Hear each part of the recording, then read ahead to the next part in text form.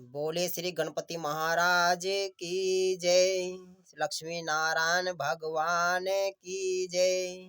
श्री मोक्षदा एकादशी मैया की जय। उत्पन्ना एकादशी का संपूर्ण वृत्तांत सुनने के पश्चात धर्मराज युधिष्ठिर ने भगवान श्री कृष्ण से कहा, हे मधुसूदन, आप तीनों लोकों के स्वामी, सबको सुख देने वाले जगत के पति है। मैं आपको बारंबार नमस्कार करता हूँ। हे देव, आप सबके हितैषी है, इसलिए मेरे इस संशय को दूर कीजिए कि मार्गशीर्ष शुक्ला एकादशी का नाम क्या है। उस दिन कौन कौन से देवता की पूजा की जाती है, उसकी विधि क्या है। भगवान, आप मेरे प्रश्नों का विस्तार पूर्वक उत्तर देने की कृपा कीजिए। भगवान श्री कृष्ण ने उत्तर दिया, हे धर्मराज, तुमने बड़ा उत्तम प्रश्न पूछा है, इससे आपका यश संसार में फैलेगा, सो आप ध्यान पूर्वक सुनिए। मार्गशीर्ष शुक्ला एकादशी अनेक पापों को नष्ट करने वाली है। इसका नाम मोक्षदा एकादशी है। इस दिन दामोदर भगवान श्री नारायण की पूजा धूप दीप निवेद आदि से भक्ति पूर्वक करनी चाहिए।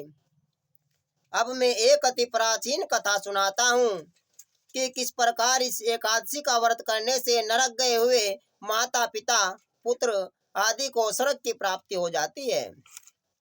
गोकुल नामक ग्राम में वेखानस गोकुल नामक नगर में वेखानस नाम का एक राजा राज्य करता था। उसके राज्यों में चारों वेदों के ज्ञाता ब्राह्मण रहते थे।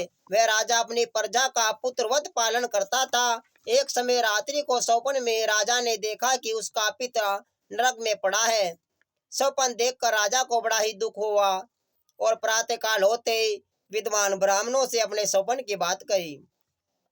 राजा ने कहा, हे ब्राह्मणों, रात्रि को स्वप्न में मैंने अपने पिता को नरक में पड़ा देखा और उन्होंने मुझसे कहा कि हे पुत्र, मैं नरक में भोग रहा हूँ, यहाँ से मेरी मुक्ति करो। अतः आप लोग मुझे कोई ऐसा तप दान व्रत आदि बताइए जिससे मेरे पिता की मुक्ति हो जाए। उस पुत्र का जीवन व्यर्थ है जो अपने माता पिता तथा पूर्वजों का उद्धार न कर सके। एक उत्तम पुत्र जो अपने माता पिता तथा पूर्वजों का उद्धार करता है, वह 1000 मूर्ख पुत्रों से अच्छा है। राजा के ऐसे वचन सुनकर ब्राह्मण कहने लगे, हे राजन, यहाँ समीप ही भूत भविष्य वर्तमान के ज्ञाता पर्वत ऋषि का आश्रम है। आपके प्रश्नों का उत्तर वे भली भांति दे सकते हैं। ऐसा सुनकर राजा पर्वत मुनि के आश्रम में गया। उस आश्रम में अनेकों शांति चित योगी और मुनि तपस्या कर रहे थे। उसी जगह चारों वेदों के ज्ञाता साक्षात ब्रह्मा के समान पर्वत मुनि बैठे हुए थे। राजा ने वहां जाकर उनको साष्टांग प्रणाम किया। पर्वत मुनि ने कहा, हे राजन, आपके यहाँ आने का क्या प्रयोजन है।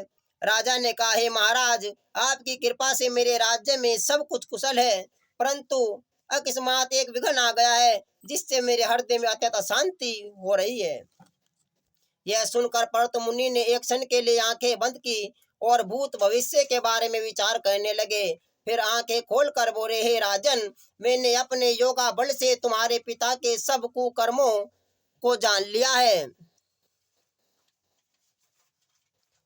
उन्होंने पूर्व काल में पूर्व जन्म में सोच के कहने पर तुम्हारी दूसरी कामातुर पत्नी को ऋतु दान मांगने पर भी ने दिया था। उसी पाप के फल से तुम्हारे पिता को नरक भोगना पड़ रहा है। तब राजा बोले, हे महात्मन, मेरे पिता के उद्धार के निमित्त कोई उपाय बताइए। पर्वत मुनि बोले, हे राजन, मार्गशीर्ष शुक्ला एकादशी को उपवास करके उसके पुण्य को अपने पिता को संकल्प कर दे देना। उस एकादशी के पुण्य के प्रभाव से अवश्य ही तुम्हारे पिता की मुक्ति होगी। मुनि के वचनों को सुनकर राजा अपने महल में वापस आ गया और कुटुंब सहित इस मोक्षदा एकादशी का व्रत किया। फिर उपवास करके उसके पुण्य के प्रभाव से राजा ने अपने पिता को नरक से मुक्ति प्रदान की और वह मुक्त होकर स्वर्ग को चले गए।